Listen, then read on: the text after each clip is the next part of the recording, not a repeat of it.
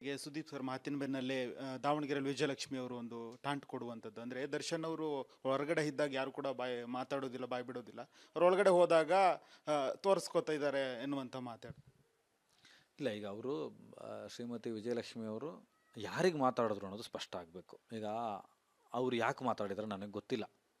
ಅವರು ಯಾರ ಬಗ್ಗೆ ಮಾತಾಡ್ತಾ ಇದ್ದಾರೆ, ಅವ್ರು ಯಾವ ನೋವುಗಳ ಬಗ್ಗೆ ಮಾತಾಡ್ತಾ ಇದ್ದಾರೆ, ಅವರ ಪತಿ ಜೈಲಲ್ಲಿರುವ ಅಸಹಾಯಕತೆ ವಿರುದ್ಧ ಮಾತಾಡ್ತಾ ಇದ್ದಾರಾ, ಕಾನೂನು ಬಗ್ಗೆ ಮಾತಾಡ್ತಾ ಇದ್ದಾರಾ, ಅಥವಾ ಅವ್ರ ಫ್ಯಾನ್ಸ್ಗಳಿಗೆ ಆಗ್ತಿರೋ ನೋವು ಬಗ್ಗೆ ಮಾತಾಡ್ತಾ ಇದ್ದಾರಾ, ಗೊತ್ತಿಲ್ಲ ನಮಗೆ. ಸೊ ಅವ್ರನ್ನ ನೀವು ಕೇಳಿ, ಅವ್ರು ನಿಮ್ಗೆ ಸಿಕ್ಕರೆ ಕೇಳಿ ಸ್ಪಷ್ಟವಾಗಿ ನೀವು ಯಾರನ್ನ ಉದ್ದೇಶಿಸಿ ಮಾತಾಡಿದ್ದಾರೆ ಅಂತ. ಅದು ಅವ್ರು ಹೇಳಿದಾಗ ನಾವೇನಾದ್ರು ಪ್ರತಿಕ್ರಿಯಿಸ್ಬೇಕಾ ಬೇಡವಾ ಅನ್ನೋದಕ್ಕೆ ಒಂದು ಅರ್ಥ ಇರುತ್ತೆ.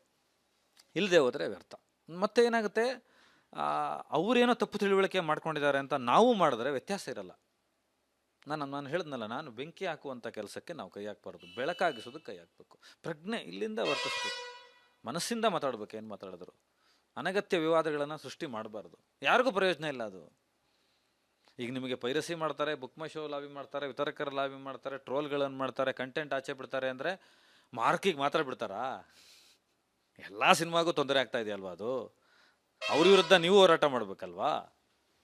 ನೀವು ಯಾಕೆ ಇಂಥ ಕುತಂತ್ರಿಗಳ ವಿರುದ್ಧ ಹೋರಾಟ ಮಾಡ್ತೀವಿ ಅಂದರೆ ನಾವೇ ಯಾಕೆ ಕುತಂತ್ರಿಗಳು, ನೀವು ನಮ್ಮ ಬಗ್ಗೆನೇ ಮಾತಾಡೋದು ಅಂತ ಯಾಕೆ ಅನ್ಕೋತಾ ಇದ್ದಾರೆ ಅಂದರೆ ನಿಮ್ಮ ಸ್ತರ ಎಲ್ಲಿದೆ, ನೀವು ಎಲ್ಲಿ ನಿಂತಿದ್ದೀರಾ ಅಂತ ಯೋಚನೆ ಮಾಡಿ.